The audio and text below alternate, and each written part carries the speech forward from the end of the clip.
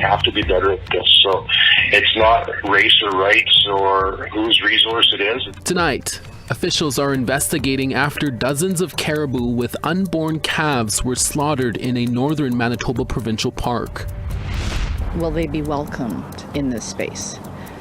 If they are in crisis, will they allow them into the building?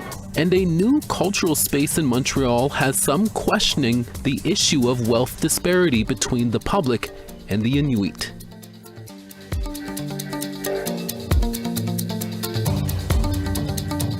Good evening, I'm Chris Nachkate. Welcome to APTN National News. Thank you for joining us. Manitoba Premier Wabkanu says the hunters involved in a recent slaughter of dozens of caribou carrying unborn calves have no right to hunt in the province and will be held accountable. The RCMP and Manitoba conservation officers are investigating the incident that happened in the Newelton Provincial Park near the border of Nunavut. The owner of the hunting lodges in the park was checking his property from air on April 11th. He was able to see several people who had broken into his lodges. Dozens of caribou carcasses could also be seen, most of them females who were still carrying calves. The Manitoba Wildlife Federation says this is a significant waste of food, and whoever broke into the property used furniture for firewood and smashed windows. This specific herd has declined from almost 500,000 in 1994 to now just 253,000 in 2022. And the MWF says this incident is not sustainable for the caribou there. We have to be better at this. So it's not race or rights or whose resource it is. It's a shared resource with all Manitobans, and there's some hard discussions that need to take place. We need leadership. So we need government to be leaders. We need community leaders. We need licensed hunters. We need to all be at the table, lodge and outfitters. Everybody's going to be at the table. We have to all recognize that this cannot continue to happen if we want to have caribou, moose, and other wildlife that we all cherish. So we just got to do better as a society. In a statement to APTN News, Premier Wabkanu said, "I have spoken to people directly who live in this part of the province and who live off the land. So let me say this unequivocally. Anybody who participated in this has no respect for animals, has no right to be able to hunt in this province, and will be pursued and held accountable to the fullest extent of the law." The RCMP is investigating the break and enter of the cabins. Manitoba conservation officers are also looking for the hunters who killed the caribou cows and calves. The MWF says they believe the hunters involved may be from nearby First Nations. They believe they traveled by snowmobile and hunted in the area for up to 2 months before departing, and say the nearest settlement to the lodges is about 120 kilometers away. The RCMP says they are careful in their investigation and are trying to distinguish between hunters who were involved in the vandalism and hunters who were there to practice their treaty right to hunt. The RCMP are also asking the public to not pass judgment until their investigation is complete. You can read more about this story by going to aptnnews.ca. A cultural space in Montreal named the Sanak Centre opened last Friday in Montreal. The centre celebrates Inuit culture through artwork and displays, but as APTN Savannah Craig reports, some say this space represents wealth disparity, as many Inuit experiencing homelessness sleep on the streets or in a shelter just a few blocks away from the multi-million-dollar centre.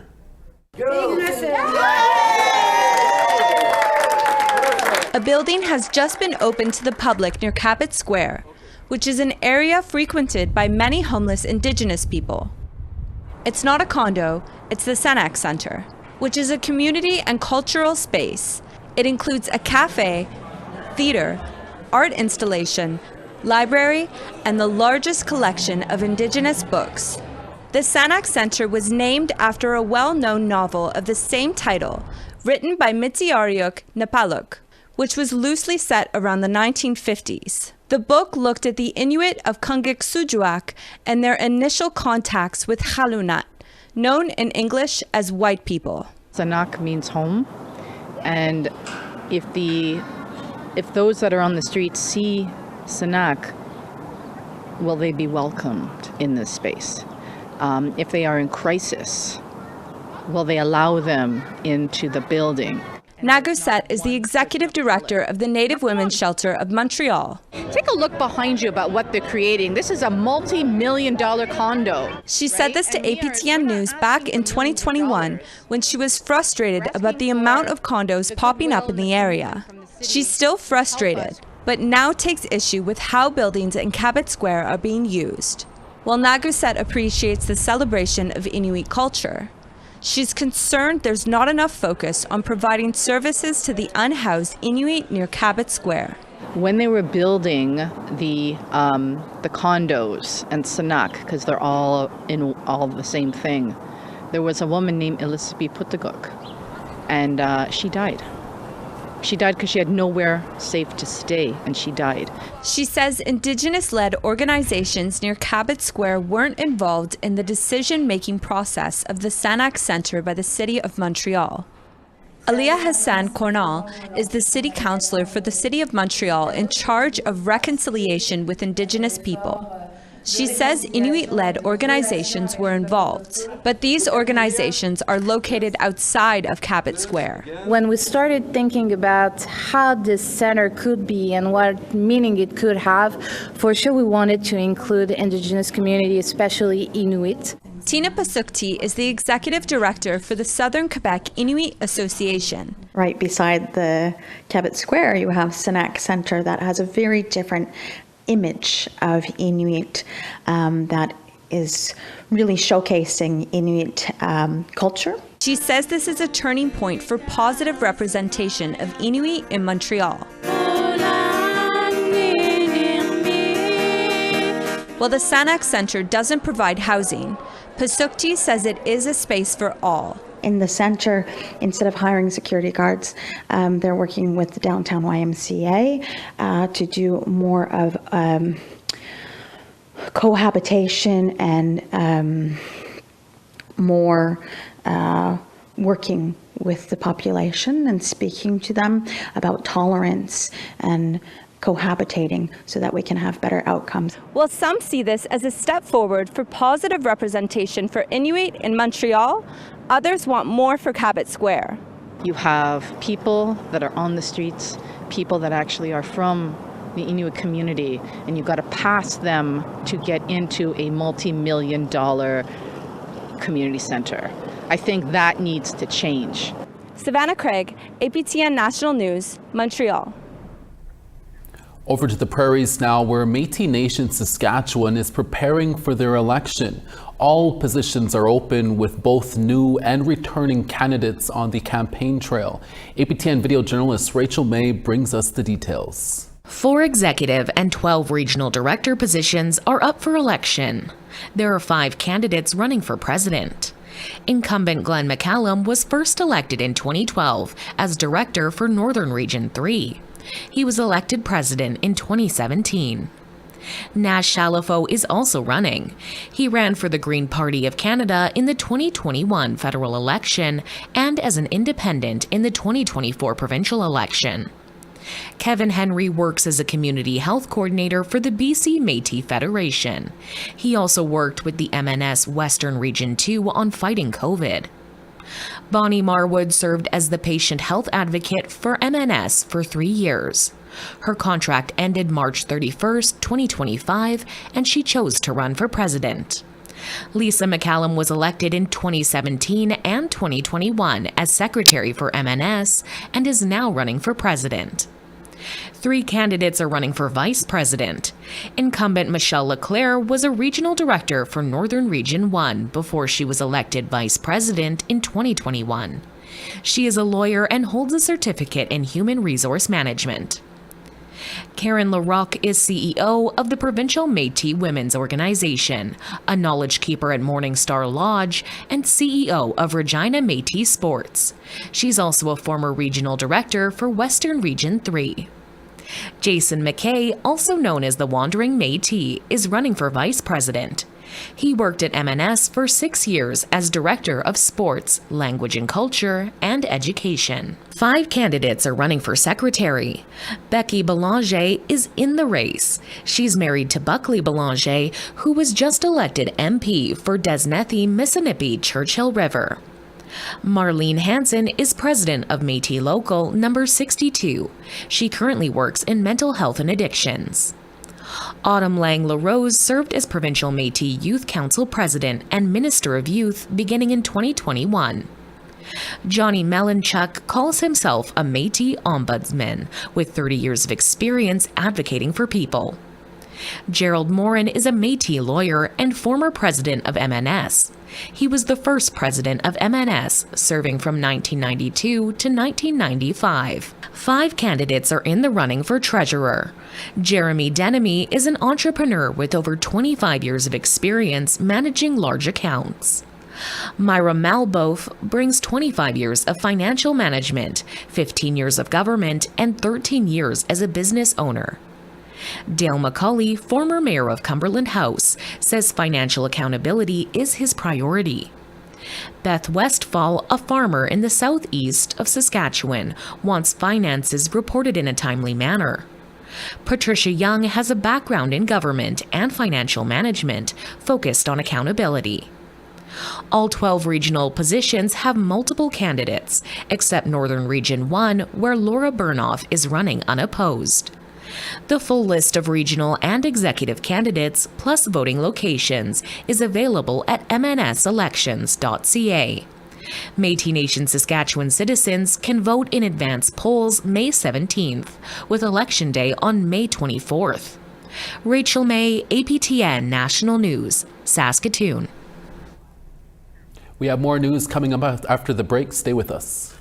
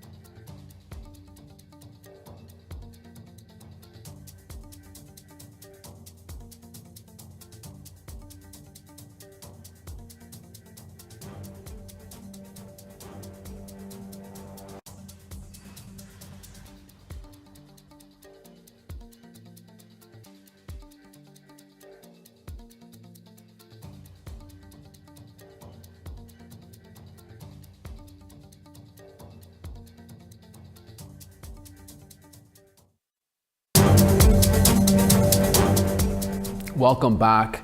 To BC now, where the hunt is on to find the owners of 2 pit bulls that allegedly attacked a man. APTN Sina House has this story, but a warning: some of the images and content in this story are disturbing. This is where I was bleeding, and that's where the dry blood is still on the grass here. It all started on the morning of Sunday, May the 11th, Mother's Day, when 56-year-old David Peter, who lives nearby on the Stahelis First Nation, went out for his daily 6-kilometer walk. He says upon nearly finishing his walk, he passed by a gray Ford 4-door truck parked in this pullout beside the Hemlock Valley Road, and that's when he saw a middle-aged couple and their 2 pit bull dogs. He says he wasn't alarmed at first, but then he noticed the dogs weren't on a leash and were coming for David aggressively. I was walking backwards away from the dog, and the black dog was lunging at me, and then he got me on the forearm, and then after he was biting away at my forearm, he tried to get at my face, and I was using my arms to try to protect my face and other areas of my body, and when he couldn't get to my face, he bit into my arm right here, and he was just, his jaw and his teeth were locked right into my arm. David says while the black dog was attacking his left arm, the brown pit bull was attacking his right arm at the same time. The owners tried to retrieve their dogs, but the dogs did not respond. The attack took place right here in the bushes beside the road. The vicious attack lasted for 5 minutes, and then finally they released David from their grip. So as the owners got up the hill, and I seen that they were about 4 or 5 feet from their truck, and I phoned 911 right away. And luckily, David had cell service, and the operator kept him on the phone for 33 minutes, awaiting the ambulance. But he says he was close to blacking out and in severe pain, bleeding profusely. He says he also sent a Facebook message to family that he needed help. I messaged them, and they came, but they had a hard time to find me. The attack left David with a mangled left arm that required over 50 stitches, visible teeth punctures, scratches, and bruises. The attack happened so fast, and there were no other witnesses, but he shared with us what he remembered. They were really mean-looking dogs, and the truck was a older gray truck. I think it was a Ford. The lady had blondish white hair. I think they were either in their 50s or 60s, the couple. And they got their dog in a vehicle, and I was right here on 911. They turned their truck around, and they came back down the hill, and they drove by me. The guy, the man, didn't say anything, and the lady said, "I'm so sorry," and she said that when they left. She said, "I'm so sorry," and then they drove by, and the lady said, "I'm so sorry," but they left me laying here. The brutality of the attack has shaken the community, and the emotional toll is also evident. His friends and family came to do a smudge with him and sing an honor song for his healing. Tim Felix is a counselor for the Stahelis First Nation. Have the police been notified? They have. There's a file open, vague description, and the leadership table, administration, organization thought right away we better do a media release, because with the amount of information the police had, we didn't think that justice would prevail because they had so little information. So we thought putting this out into the media release would hopefully help identify the culprits. David Peter is a father, grandfather, and now great-grandfather to a 9-week-old baby boy. And despite all he's been through, he's grateful it didn't happen to anyone else. I rather that happen to me than a child or an elderly person. I hope that the owners of dogs get the message to keep their dogs on a leash. I really hope that you find it to be able to turn yourself in and to take accountable for what those dogs did to me.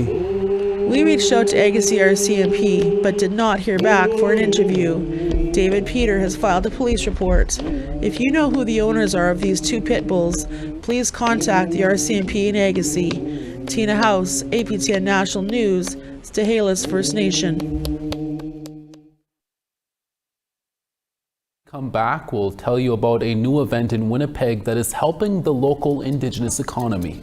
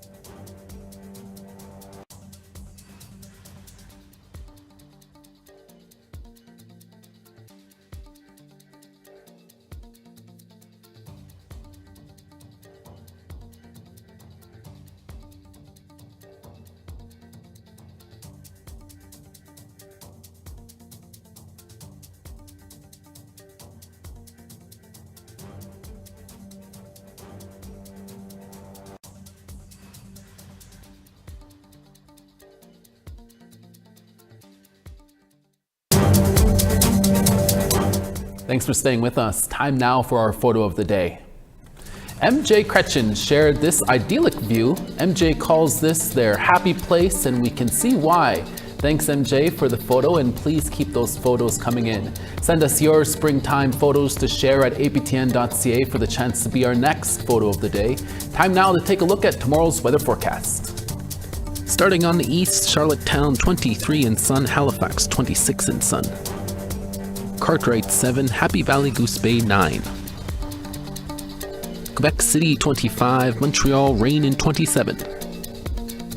Peterborough 24, Sarnia 24. Showers in Timmins at 24, Thunder Bay showers there as well at 14. Churchill 3, Thompson 5. Winnipeg 24, Brandon 15. Swift Current 15, Yorkton 7. 4 in Stony Rapids, Buffalo Narrows 7 there. Showers in Fort McMurray at 14, Peace River partly cloudy and 18. 13 in Lethbridge, Medicine Hat rain and 18. 20 in Penticton, Campbell River 13. Fort Nelson 18, Smithers 12. 10 in Whitehorse, Watson Lake 11.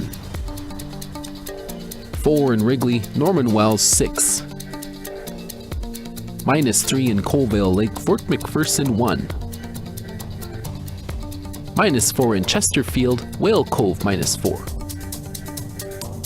And the Iqaluit -4, Arctic Bay -9. The 28th annual Vision Quest is taking place in Winnipeg this week. The conference brings together thousands of people to inspire one another. It's also a place to show off your crafts and small businesses. That's where TR Wheatley went shopping earlier today. Indigenous business folks coming together in one space, vendor after vendor, each with its own little niche. These are good for smokeless smudge. Sprays, lip balms, lotions, and soaps, all made by Lac-Seul band member Francesca Amin. So I started Sweetgrass Soap in 2021. I actually started in my kitchen. I started formulating soaps for my son, actually, because he had cradle cap, eczema, always had skin problems, and I found that most of the big brands in the stores, well-known big brands, had too many sulfates, parabens, which penetrate skin, make skin inflamed, and cause these kind of dry skin irritation stuff. So I decided to look into homemade soap. My best seller is the Deadly Auntie. This is the one I'm most well known for. Smells amazing. But yeah, give it a try. Yeah. Amin's business is based out of Langley, British Columbia. She says many Indigenous-owned stores across the country carry her products. So my website is sweetgrasssoap.com.